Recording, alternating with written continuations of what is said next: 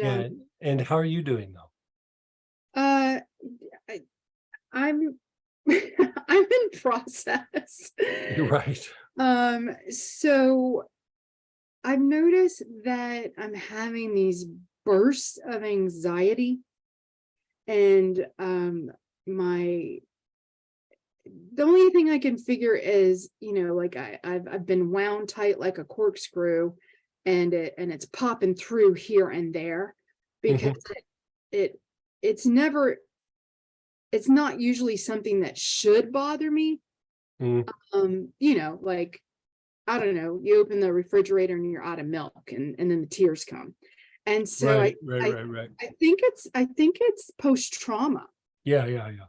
And I've got all these wonderful protocols you've given us for anxiety and things, but I kind of need a go-to. Yeah, Um, so interesting, like because it's not just like you're having anxiety out of the blue, you're having anxiety post an accident. And so, it brings up some other potentials which they're not always like the first thing that you would think of when it comes to anxiety, but given the nature of how you ended up there, yeah. it opens it up to like, well, there's other things to kind of look at. And one of them, it's not something that we think of very much, but sometimes some anxiety can actually be a circulatory issue. And um, we are actually even looking at it in the, what is it, the mystical protection class, because it's tied to like your ability to protect yourself, and the reactions are tied to circulation to the brain, heart fatigue or cardiac fatigue, and then the circulation through the arms and legs, I should say.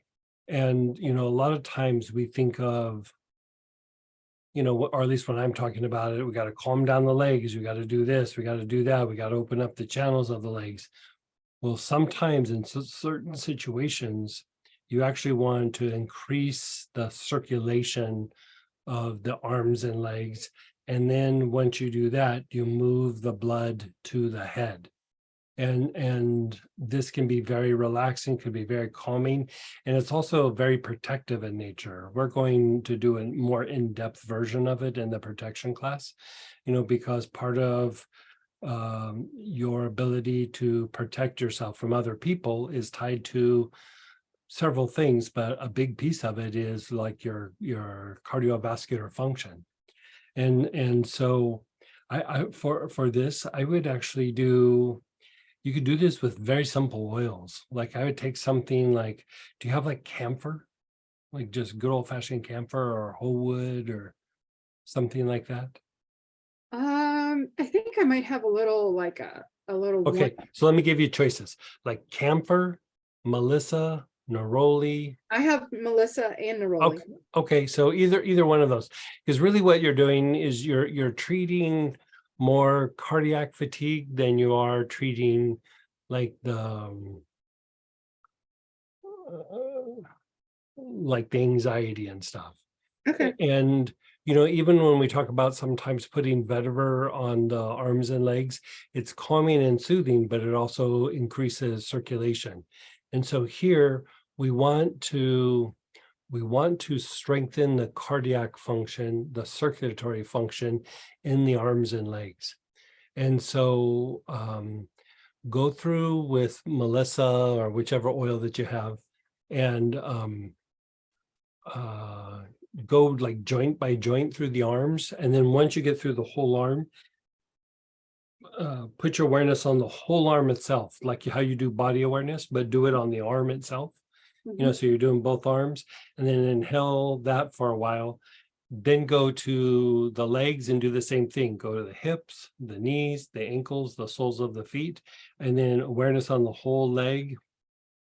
Inhale into that. Do that several times. Then go to the back heart. Your awareness is on the back heart. You inhale that for several times. Then, so you're doing all of that with, the one oil, right? And then step 2 would be to take some form of rosemary. If you don't have rosemary, things like hyssop can work, something that's a cephalic. Is And so, verbena okay? yeah, rosemary verbena is actually what I use. Okay, Usually when I do this with some people, I use the camphor on the arms and legs and then rosemary verbena. And you just kind of start working from your feet and working your way up to the head. And what you're doing there is, because rosemary and rosemary verbena, all of these are cephalics, which means it moves blood to your head. You're increasing the circulation to the brain. And if you think about it from a physiological point of view, I mean, this is why it's in the self-protection class, is that if you have a decrease of circulation to the brain, then you have decreased oxygen, like your cognitive functions kind of go down for a little bit, and you don't have the oxygen, so you become more reactive. You know, you're not able to like think things out because you don't have like the oxygen and the blood supply to do it. You know, sometimes we're talking about it from the point of view of the neurology, sometimes we're talking about it from the point of view of endocrine function. But here, like sometimes some of these triggers are just a circulatory issue. And by increasing the circulation in the arms and legs, it already makes the brain stronger. And then you're moving it from the back heart to the brain. And again, you're increasing the circulation. So you would think like, oh, I'll be more aware. It's very relaxing, it's very soothing, and it reduces the tendency to be like reactive. Because even if you look at somebody that has a cardiovascular issue like heart fatigue, a blocked artery, something like that, they have a reduced amount of blood going to the brain. And so they'll start to have changes and shifts in their behavior. And it's just because the brain's not getting the level of oxygen that it should. And so here, if you go through and treat that, you'll probably find in your particular case, it's relaxing, it's soothing, and you become less reactive. If you go back to the arms and legs, when they're tight and the circulation is off, it's actually tied to like automatic behavior, automatic thinking, which means your brain doesn't get a chance to process it, it just reacts. And you diminish the potential for lower emotions to be transmuted by your physiology into higher emotions. And so it hits a bunch of physiology, and it hits a little bit of the psyche a bit, but you'll probably find that it's very relaxing and soothing, and it will help accelerate the healing process for the things you're going through. that sounds great, because Yeah. the anxiety is abnormal for me, and my Yeah. emotions are just like, Yeah. I would say it's actually literally a circulatory issue. okay, so Yeah. question, with the Melissa, once I get to the back heart, then do I go to the brain? Or stop at the back heart? Do the back heart. Let me look up what I do on my notes. I'll tell you exactly what we do. Okay.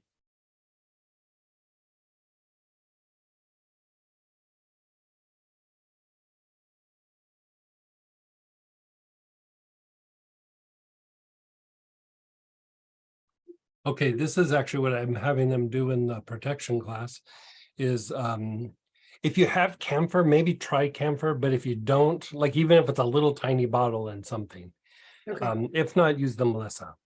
But I have them do the back heart, actually do the back heart first. Oh, okay. I told you to do it last, but do it first. Okay. Then armpits, elbows, wrists, palms, and then whole arms.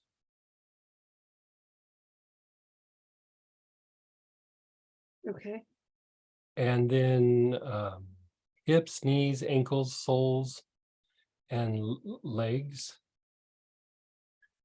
Okay. And then you're still using the camphor or the melissa. And then the next piece is lungs, liver, gallbladder, kidney, spleen.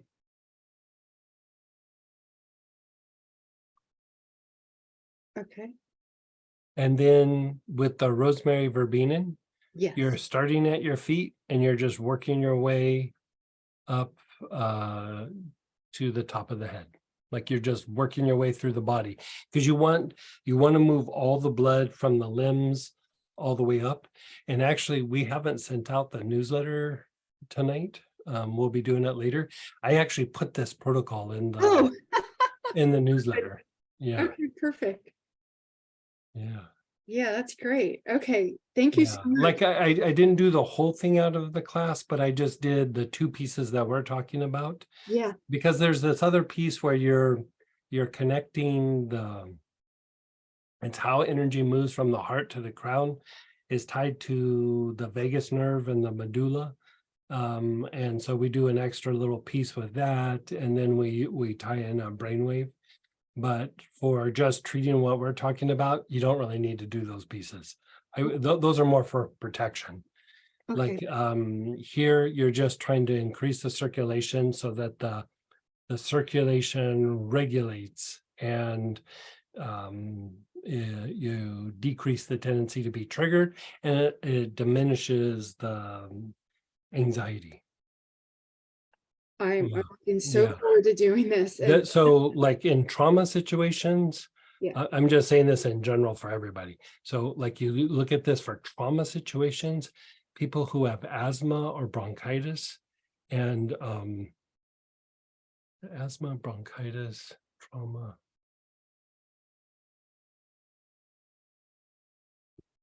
There's one other condition. I'll remember what it is. But even sometimes when people have like asthma, they have this issue because the breathing throws off the circulation, and they become hypoxic, and so their brain doesn't get the oxygen and blood that it should. okay. Oh, it's blood pressure issues. Oh, I'm sorry. okay. Yeah. So if they have like real high blood pressure or the tendency for high blood pressure, part of what's happening is the circulation is off in the body. And so you're just trying to regulate. It's not to treat the blood pressure, but it's to try to get blood to the places it needs to be. Because like if you start to have really significant blood pressure issues, blood's not always getting to the organs like it should, or to the brain like it should. Okay. Yeah. And is this a protocol that you do multiple times a day, I or? would do it daily, and honestly, when I personally do it, I do it at night right before bed. You Okay. wouldn't think of camphor and rosemary about being relaxing. It knocks me out. Like it just, sometimes I fall asleep on the couch doing it and wake up to have to go to bed. Okay. All Yeah. right. So I wouldn't start the day with it, because it might, at first it'll knock you out. Like after you've done it several days in a row, it won't knock you out like that anymore, but you won't feel the need to do it quite as much either.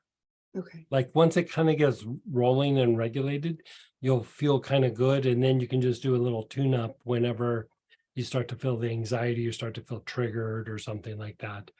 But had you not had the accident, I would have gone down other avenues. But because of the accident, and there was just kind of trauma on top of trauma in that situation, with Yeah. even what happened after the fact, Yeah. like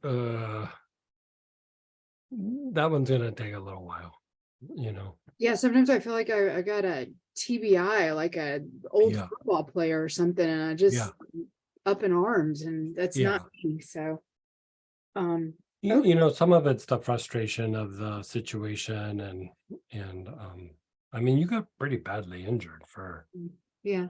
not moving. You were just sitting in a car, and Yeah. Yeah. And the doctor told me the other day that the whiplash is still so severe that he estimates 6 to 9 months of recovery.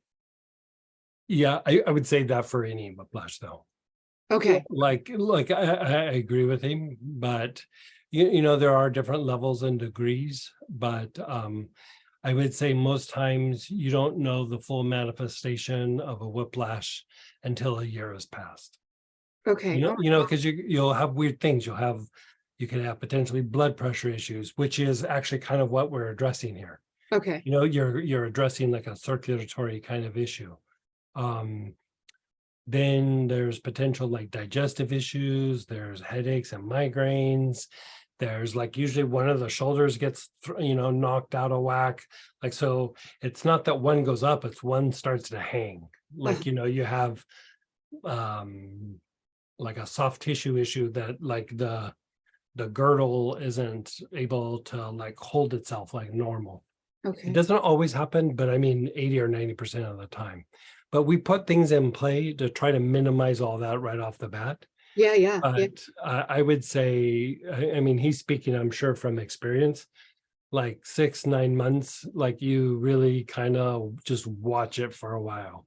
Yeah. Like my rule of thumb back in the day was we treated it for 18 months, regardless of how good or bad they were doing. Usually that last 9 months didn't take very much treatment, but we still just kept checking in and making sure so that 5 years down the line, there wasn't another issue. And then depending on what direction they got hit, we'd evaluate like the hips and things like that. For you, you don't have to worry about that part. Because Okay, that's more when you slam into something and right. you're driving, it's from, slamming on the brake and then the Okay. impact. Yeah. And so, I mean, hearing 18 months is a little shocking, but at the same time, that makes me appreciate the 6 to 9. yeah. And the second like 9 months is more of precaution rather than necessity. Okay, Like you just kind of watch it for a little while. Like you just like, okay, like I just came out of the ocean, I'm cold and I'm shivering. I gotta warm my body up for a while. It's okay, like that, but bigger scale. Like you just, you shook off something big and really pay attention to that base of the skull and just keep unwinding that. yeah. And which we're actually going to do that as the protocol tonight. Oh, wonderful. And so I'm such a big fan of treating that base of the skull area, but part of it is because of all the whiplashes, whiplash, headaches, neck issues, and even opening up the respiratory tract and the lungs. All of it is tied to that. And so when I was doing therapy in person all the time, I mean, regardless of what they came in for, I always, every session, checked that spot. Might only be 2 minutes, but every session I checked it. Okay, yeah, Yeah. Yeah. all right. Last question.